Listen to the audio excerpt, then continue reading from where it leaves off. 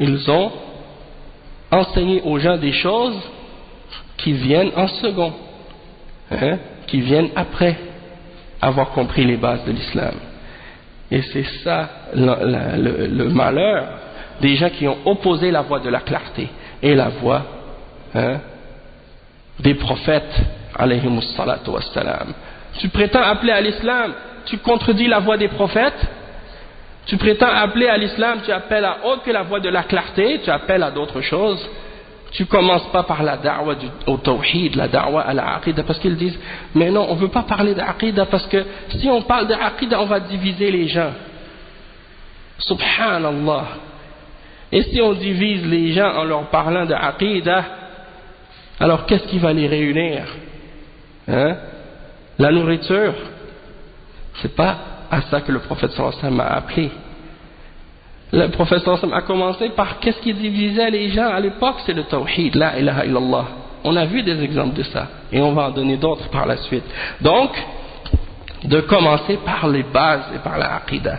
Regardez les gens qui sont connus ou qui prêchent et qui sont connus comme étant des prêcheurs à notre époque dans différents pays, que ce soit ici en Belgique, que ce soit en France, que ce soit en Angleterre, que ce soit en Europe en général, que ce soit dans les pays arabes, que ce soit en Australie, que ce soit au Canada ou aux États-Unis.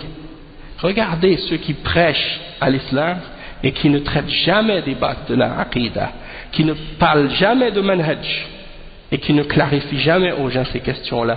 Regardez qui ils sont, vous allez reconnaître tout de suite ceux qui sont sur la voie claire et ceux qui sont sur autre que la voie claire. Ceux qui suivent autre que la voie du prophète sallallahu alayhi wa sallam. Donc le cheikh il continue. Il dit donc que cette da'wa elle se distingue par sa clarté. Et si vous voyez quelqu'un qui fait autre chose que la clarté, alors il est sur autre que le manhaj, sur la méthodologie des prophètes alayhimus salatu wassalam. Le prophète sallallahu alayhi wa sallam était clair, sa da'wa était claire.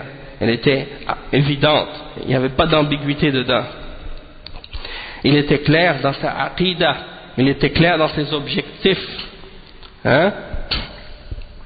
Pourquoi vous n'allez jamais voir par exemple un takfiri ou un djihadi venir sur le mimbar commencer à dire clairement qu'est-ce qu'il a dans la tête ou dans le cœur? Parce qu'il sait que les gens sont contre ce qu'il dit, que tout le monde va le rejeter. C'est pour ça qu'ils sont obligés de se cacher pour faire leur da'wa. Mais celui qui appelle au Coran et à la Sunna et à la da'wa du prophète Mohammed sallallahu alayhi wa sallam, il n'a rien à craindre. Il dit ouvertement et clairement ce qu'il dit en privé, c'est la même chose que ce qu'il dit devant tout le monde. Il n'a pas un double langage. Il n'a pas un langage qui change, une langue différente avec chaque personne. Et il ne parle pas avec des codes ou avec des mots codés, un langage codé. C'est-à-dire que tu vas utiliser des mots, eux ils vont comprendre quelque chose, et les autres vont comprendre autre chose. Et toi tu es satisfait de ça parce que c'est ça ce que tu veux. Que chacun il comprend ce qu'il veut de ce que tu dis. Parce que c'est pas clair ta da'wa. Tu restes dans le flou et dans l'ambiguïté. Donc, le but, l'objectif et la aqida doivent être clairs. Il mentionne un verset, les versets 86 à 88 dans Surat Sad, dans lesquels Allah subhanahu wa ta'ala dit je ne vous demande aucun salaire pour qu'est-ce que je fais, le fait d'appeler à Allah et pour vous appeler à l'islam et vous clarifier la vérité. Je ne vous demande pas de me donner de l'argent ou un salaire, et je ne suis pas parmi les imposteurs.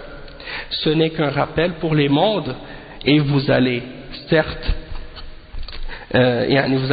en avoir des nouvelles bientôt.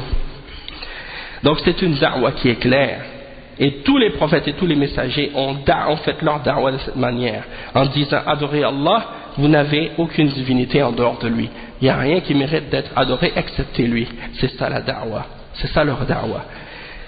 Et donc le cheikh il dit وَلِذَلِكَ أَتَوْا أَصْحَابَ الْمَصَالِحِ يريدون أن يساوموا النبي صلى الله عليه وسلم على ما يقال بلغة العصر بعد الأهداف المشتركة وهي قاعدة التعاون والإعذار يعذر بعضنا ونتفق على أشياء ونتنازل من أشياء.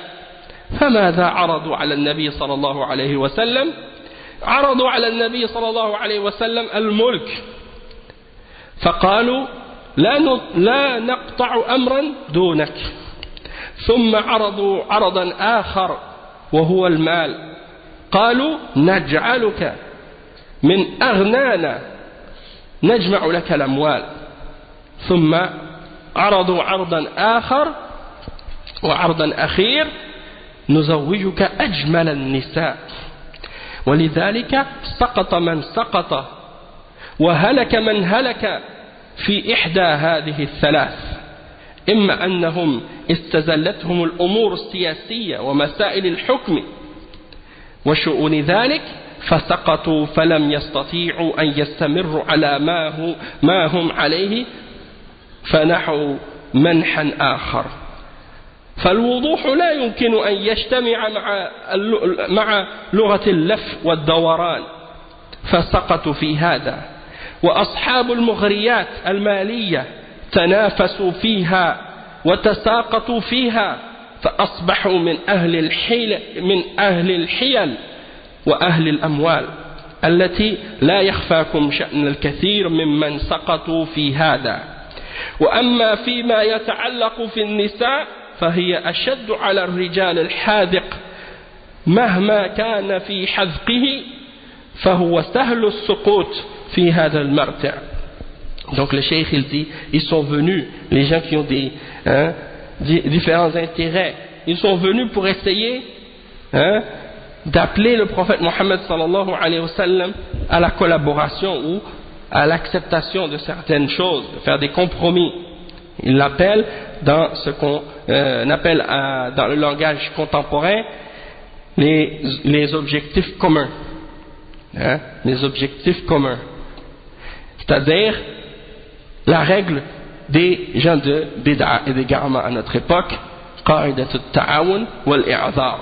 C'est-à-dire on a des objectifs communs. Donc, tout ce qu'on a en commun qui nous unit, eh bien on s'unit là-dessus et on laisse de côté tout ce qui nous divise, sans prendre en considération qu'est-ce qui fait partie des fondements ou qu'est-ce qui fait partie des aspects ou des questions de divergence d'ijtihad basées sur les différences de compréhension entre les ulama à cause d'une divergence de compréhension des textes chez les mujtahidin. Ils ne font pas cette distinction-là. Eux, ils disent les objectifs communs, peu importe qu'est-ce que sont ces objectifs-là, et peu importe si les choses qui nous divisent sont des choses qui font partie des fondements de l'islam, si ça nous divise, on le met de côté. Et si ça nous unit, eh bien on s'unit là-dessus. C'est la règle qu'ils appellent la règle d'or, qui est la règle qui était ramenée par Mohamed Abdou et Mohamed Rachid Reza, et que Hassan al-Banna a repris après, aussi Jamaluddin al-Afghani, c'est ce groupe-là, eh bien, certains d'entre eux étaient des francs-maçons, et il y a des documents, il y a des preuves à ce sujet-là. Donc, qu'est-ce qu'il a fait? Il a pris cette règle qui dit نتعاون مع بعض فيما اتفقنا عليه ويعذر بعضنا بعضا فيما اختلفنا فيه. On va collaborer et travailler ensemble sur les choses sur lesquelles on est d'accord, et on va s'excuser les uns les autres sur les choses qui nous divisent. Et on s'excuse les uns les autres. Même si c'est des questions de base dans la religion. Le tawhid, ça nous divise, on n'en parle pas. La aqida, ça nous divise, on n'en parle pas. Le manhaj, ça nous divise, on n'en parle pas. Qu'est-ce qui nous unit? Les bons comportements, les belles valeurs. Ça nous unit avec toutes les religions du monde. Les bouddhistes, les hindous, les krishnas, les adorateurs des rats et des vaches, des singes, et des images, les adorateurs de la croix, les adorateurs des tombes, les adorateurs de rien, ceux qui adorent rien, qui croient en rien, Allah musta'an, Et tous ceux qui sont sur autre que l'islam, ça nous réunit avec tout le monde, parce que tout le monde appelle à avoir un bon comportement et à être honnête et à ne pas voler et à ne pas tuer et à ne pas mentir. Ça, c'est des valeurs universelles, ils disent. Et nous donc, on doit s'unir sur ça. Et le tawhid et la sunna et la aqida et les fondements de l'islam, ça nous divise. Donc il faut laisser ça de côté, il ne faut pas en parler. Concentrons-nous sur les valeurs universelles. Allahul Musta'an. C'est ça leur langage aujourd'hui. On va s'unir sur certaines choses, puis on va faire des compromis et on va transiger dans les choses qui vous dérangent. S'il y a quelque chose dans la aqida qui vous dérange, on le laisse de côté. S'il y a quelque chose dans la charia qui vous dérange, on le laisse de côté. On va que parler et accepter ce que vous êtes d'accord et ce que vous acceptez. On ne va pas parler des sectes, on ne va pas parler des groupes, on ne va pas parler des différentes religions, on ne va pas dire que les chrétiens sont des kuffars parce qu'ils adorent Isa ibn Maryam ou parce qu'ils adorent une croix. On ne va pas dire que les juifs sont des kuffars parce qu'ils ne croient pas en Isa ou parce qu'ils ne croient pas en Muhammad sallallahu alayhi wa sallam, ou parce qu'ils ne croient pas en le Coran et à l'Injil, ou parce qu'ils disent des paroles de kufr, et ainsi de suite. On ne va pas mentionner ces choses-là parce que ça va créer des problèmes, des conflits, donc on laisse ça de côté. On va démocratiser l'islam, on va laïciser l'islam, et on va tous s'unir sur des valeurs universelles. C'est ça leur da'wah. C'est la da'wah des ikhwan aujourd'hui, de ceux qui leur ressemblent.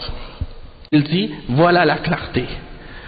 Lorsque tu vois quelqu'un qui appelle, un da'ya, qui appelle les gens et qui mélange les choses, il mélange beaucoup de choses ensemble, tu vois que cette personne, elle ne suit pas la voie de la clarté. C'est pas une da'wah qui est sunniya. Sa da'wah, elle n'est pas salafiyya, elle n'est pas sunniya. Lorsque tu vois une personne, quand il te parle, par exemple, il dit, ma da'wah c'est une da'wah salafiyya, soufiyya, riyadiyya, siyasiyya. Comme je vous ai mentionné ça hier, Hassan al-Banna, quand il décrivait sa da'wah et son groupe, et son organisation, il la décrivait en disant que notre organisation, c'est une organisation qui est salafiyya, soufiyya. Contradiction. Après, il dit c'est une organisation salafiyya, soufiyya, riyadiyya, c'est-à-dire sportive, et siyasiyya, et politique, et plein d'autres choses encore comme ça. Donc pourquoi il ramène plein de choses contradictoires comme ça? Parce qu'il veut plaire à tout le monde, et il mélange des choses qui se contredisent. La bid'a et la salafiyya ensemble. C'est pas possible. Tu peux pas faire ça. Mais étant donné que c'est un groupe établi sur des bases politiques et non religieuses, eh bien, pour eux, la aqida, étant donné que c'est pas le fondement de leur jama'a, ils acceptent des gens avec des divergences dans leur aqida, de tous les tendances et de tous les mouvements. Et comme on a dit hier, on a expliqué leurs règles. C'est qu'on collabore entre nous sur les choses sur lesquelles on est d'accord et on s'excuse sur les divergences, sur les choses sur lesquelles on diverge. On s'excuse. Imaginez si le prophète Muhammad sallallahu alayhi wa sallam à son époque avait dit cette règle à Quraysh. Imaginez si le prophète Muhammad sallallahu alayhi wa sallam était venu voir Quraysh et leur a dit on va collaborer ensemble sur les choses sur lesquelles on est d'accord, puis on va s'excuser sur les choses sur lesquelles on est en désaccord. On est en désaccord sur les idoles, on va s'excuser là-dessus. On est en désaccord sur l'adoration, on va s'excuser là-dessus. On est d'accord sur des aspects des valeurs universelles, on va s'unir là-dessus. Il n'y aurait pas eu de da'wah, et Quraysh, ils n'auraient pas eu de problème avec le prophète Muhammad sallallahu alayhi wa sallam. Ils auraient dit d'accord, continue, tu peux faire ce que tu veux. On va pas t'empêcher, du moment que tu nous laisses nos idoles, et que tu critiques pas nos idoles, et que tu appelles pas au tawhid, on n'a pas de problème avec toi. C'est le contraire de la da'wah des prophètes. Donc c'est ça l'exemple. Ça c'est des contradictions.